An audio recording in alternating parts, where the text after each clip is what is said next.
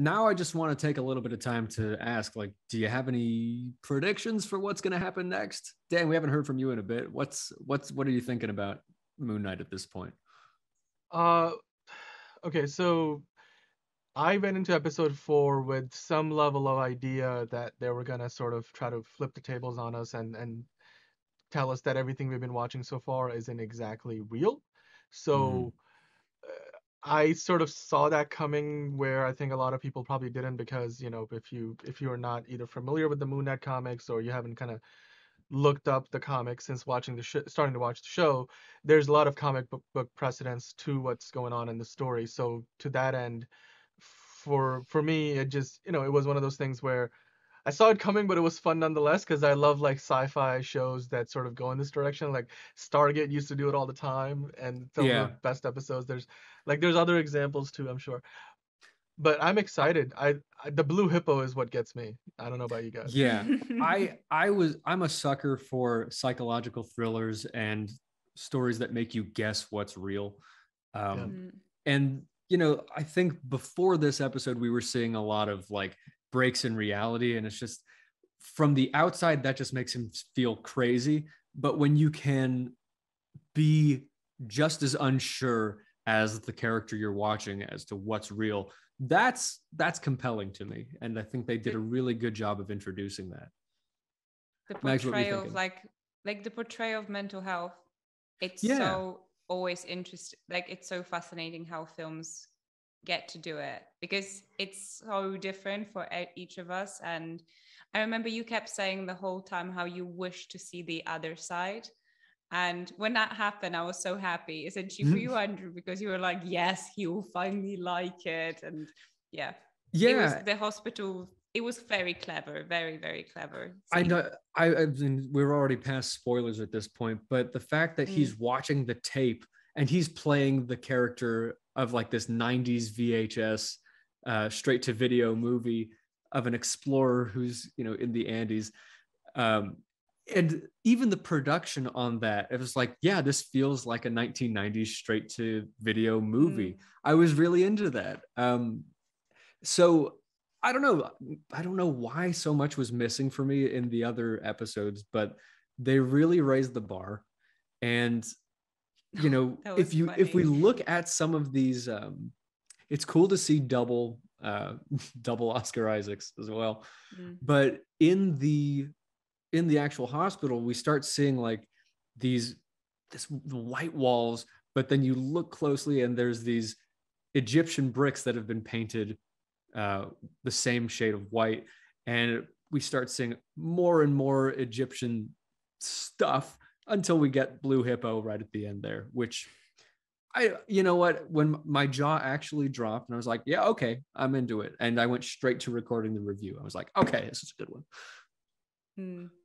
Actually, it was Roland, about hi. you? That was hilarious. Yeah. Yeah, that was not expecting that. No, but what do you guys think is next? Do you think that let's start with the hospital. Do you think that that's real? Oh, no, not at all. I No. kind of saw it as like it's this like weird version of his brain, like his mindscape. I think he's kind of cracking down on his own mental health, so he thinks that's maybe where he belongs. I don't know, but I really want to see more about how long he's had these type of breaks. Like, how long has he had DID? Why does he have DID? See more about the origins of how he became Moon Knight, and Layla's father. Is it Layla? Am I crazy? Yeah, Layla. I mean, Yeah. you also Yeah. mentioned in your review for episode 4, and I was, because this is something that I don't know, I might have grazed across but never paid attention to it, was the fact that Layla's character has like a comic book background, where Yeah. there's a lot more to her than what we have seen so far.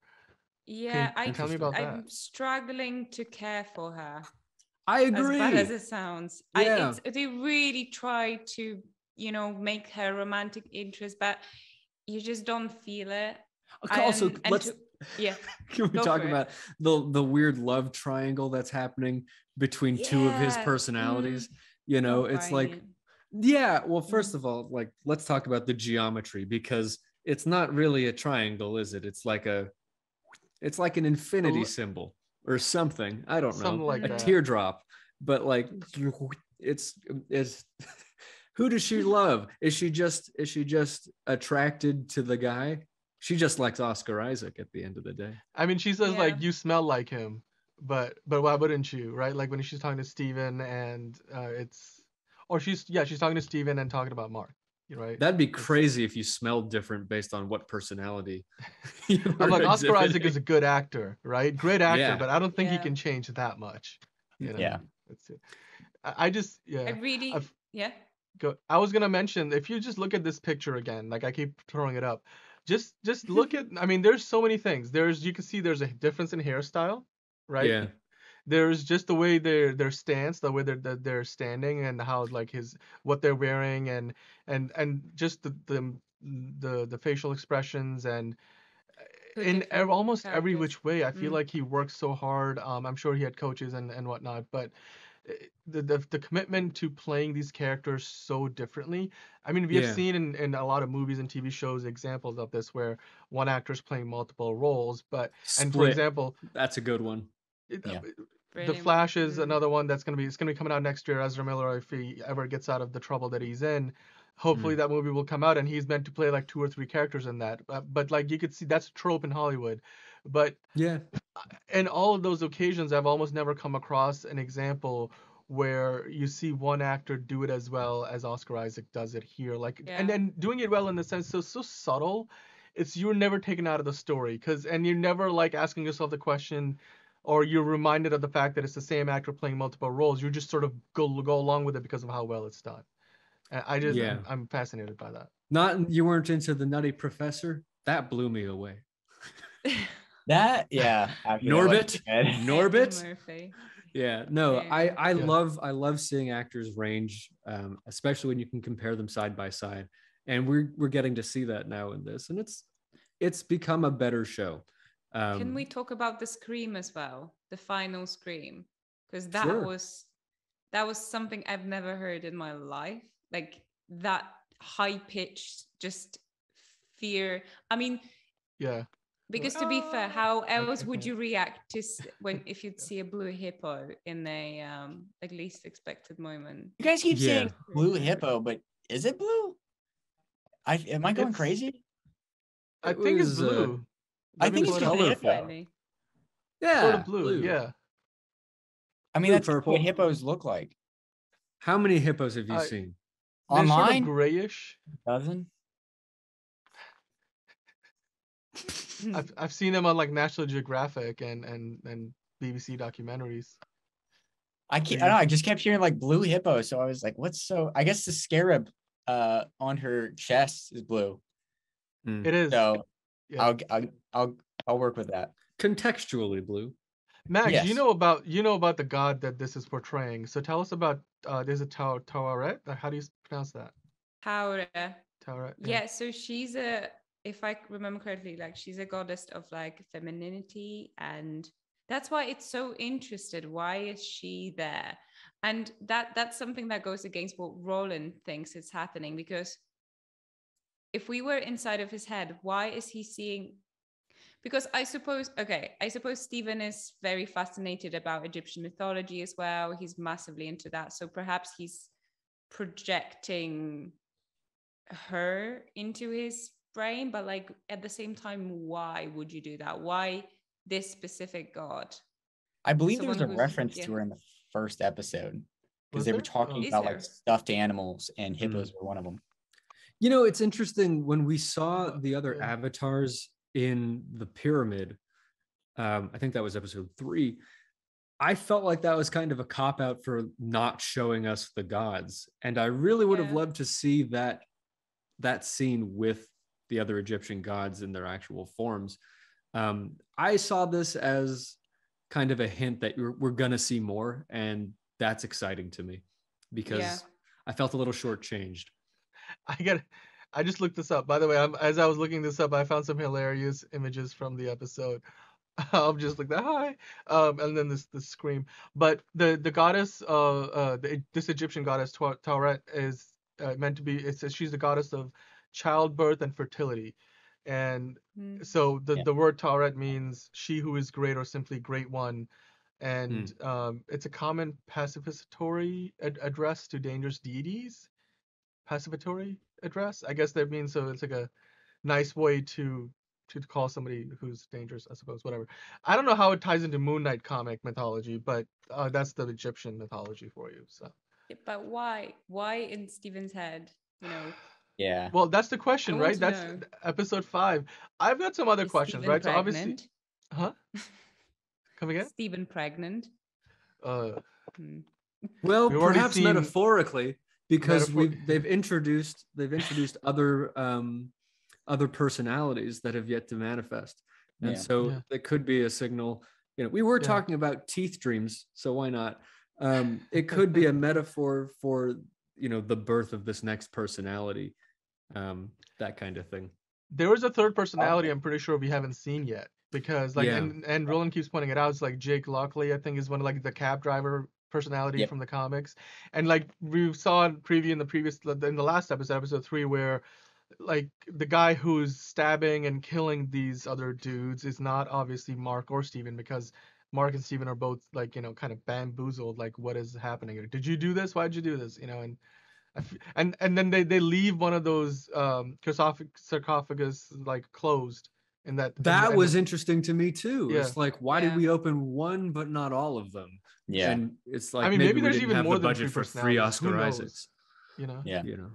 I So will why say- Alexander the Great sarcophagus? I thought that was very interesting, because Clever. that was actually history that, like, oh right, he was a Yeah. pharaoh. Completely missed.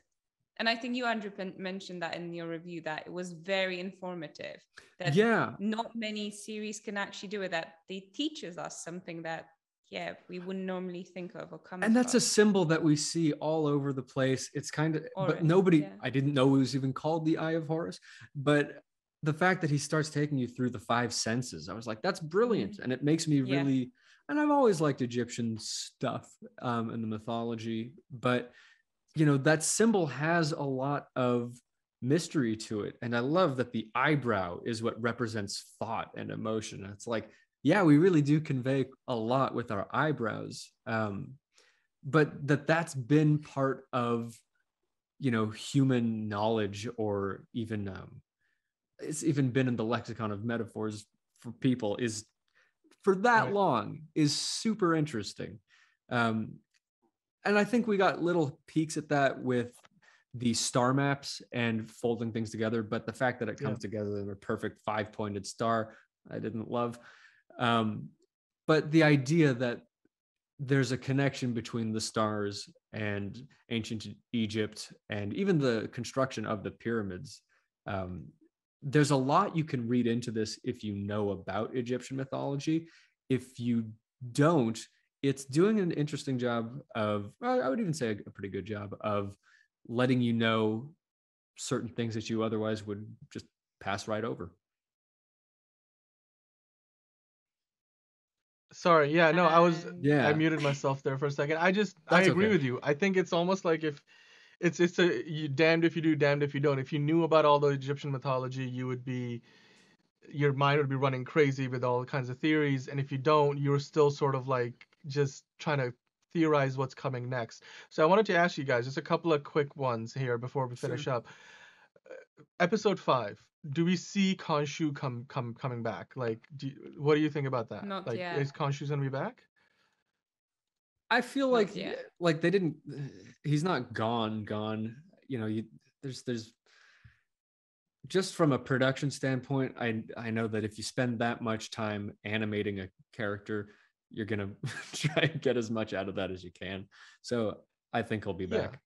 Well, from a story standpoint, even I mean, he's gone for an episode. I feel like they didn't really need him. You didn't feel him missing, but Maybe that was him in the sarcophagus that they Maybe. didn't open. but I'm of the mindset that they're probably not gonna bring him back until the absolute last episode, until you absolutely need him to like. So maybe okay. So that leads me to my next question. So because Khonshu's not there, we also don't have Moon Knight, like the suit Moon, like in this episode. So if Khonshu's not coming back next episode, or if he is, I mean, do you think that coincides with the return of the suit, or are they gonna kind of separate it out and say, hey, maybe the power was within you the whole time, Stephen, Mark, or whoever, and you don't necessarily need Khonshu to always be there, like, or are they gonna like wait until Khonshu comes back to bring the suit back too? Anybody? It's complicated. It's complicated. Complicated. Yeah, I've only read some of the comics. I I'm not too, I'm of course trying to keep up as much as I can. But it's complicated. And take me off the Solo screen. That's all I'm going to say. No. Put him back. I want to hear what he has to say about this being Yeah. No, but I don't know. It's like it's an avatar. It's like it's weird because he definitely gets powers from it, but at the same time, like it's complicated. So next up, we have what did Andrew say? Andrew, this is a mutiny. I think you had something to say. So I did. You guys made me watch a long movie. Yeah, it was pretty funny.